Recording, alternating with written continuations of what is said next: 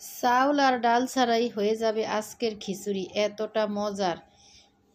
শুধু শুধু বলছি না, অনেক অভিজ্ঞতা থেকেই বলছি। ইউটিউবে দেখে দেখে ভিডিও দিচ্ছি না, আমার নিজের রেসিপি।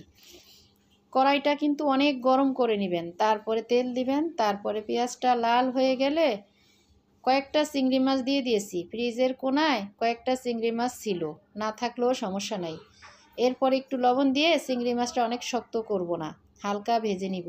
তারপরে ঘরে থাকা একটি ডিমও দিয়ে দিব তেলের মধ্যে।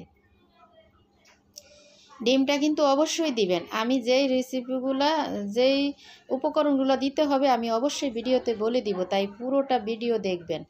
এরপরে ডিমটাও আমি হালকা ভেজে নিয়ে একটু হলুদ দিয়ে তারপরে আমি 2-3টা ছোট ছোট আলু কেটে নিয়েছি, সেই আলুগুলো একটু ভেজে নিব। আলুগুলো একটু ভাজলে কি হবে, খেতে সুস্বাদু লাগবে। হালকা ভেজে নেবেন। আর এই সময় কিন্তু চুলার আঁচটা অনেক বাড়িয়ে রাখবেন, যাতে সবজিগুলো দেওয়ার সাথে সাথে সবজিতে যে পানি বের হবে সেগুলোর সাথে সাথেই শুকিয়ে যায়। তো আমার ভিডিওটা দেখলে আপনাদের অনেক উপকার হবে। আমি এমনি ভিউ বাড়ানোর জন্য কিন্তু ভিডিও দিচ্ছি না। যদি একজনেও দেখে থাকেন তাহলে আপনাদের অনেক উপকার হবে। তো ফ্রিজে ছিল গাজর, সেইটাও কেটে নিয়েছি। এইভাবে যত উপকরণ ছিল আমি খুঁজে খুঁজে কেটে নিয়েছি।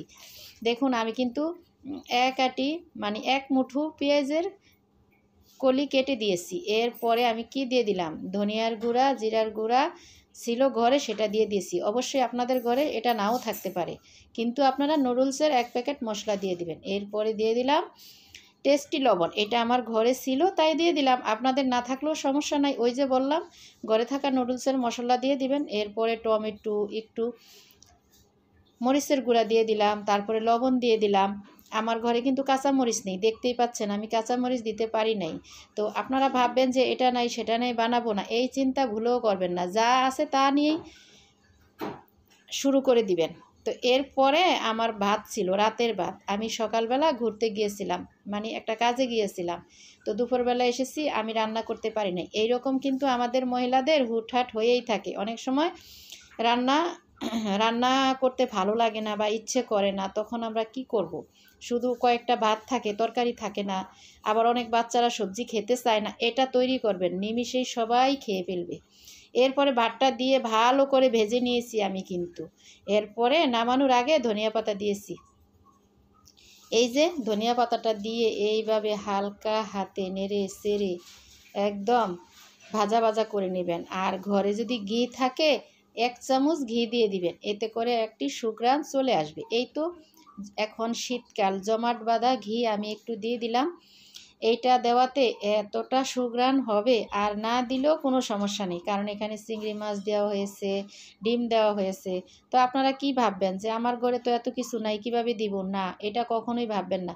আমি যে সব সময় এত কিছু দেই তা কিন্তু নয়, যা থাকে তা দিয়েই বানিয়ে ফেলি। দেখুন কতটা সুন্দর হয়েছে। তো দেখুন কড়াইতে যখন ছিল কালারটা এত সুন্দর আসে নাই। ধোয়া ওঠা খিচুড়ি কতটা মজার হয়েছে, না খেলে আপনারা একটুও বুঝবেন না।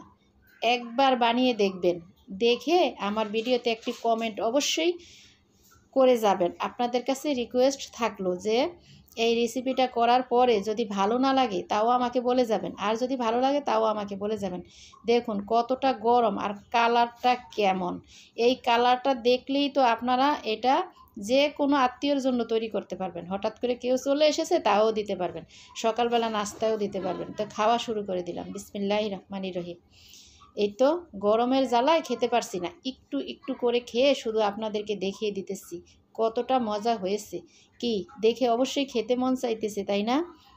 আপনারা বানান, আমি বলবো এটা অবশ্যই বানাবেন, বানিয়ে খেয়ে দেখবেন। এই তো চিংড়ি মাছ, আমি একটু চিংড়ি মাছও পেয়ে গিয়েছি। খেতে বসলে যদি এরকম কিছু পাওয়া যায় তাহলে অনেক খুশি, তাই না? আমি আমার ছেলেমেয়েরা যখন খেতে বেশি তখন বলি যে আমি মাংস পেয়েছি, তুমি পেয়েছো কি না, বা আমি চিংড়ি মাছ পেয়েছি, তুমি পেয়েছো কি না, এইরকম। এই তো খেতে খেতে আমার প্লেটের সব শেষ হয়ে গেল। তো আশা করি আপনাদের ভালো লাগবে। ধন্যবাদ। আসসালামু আলাইকুম।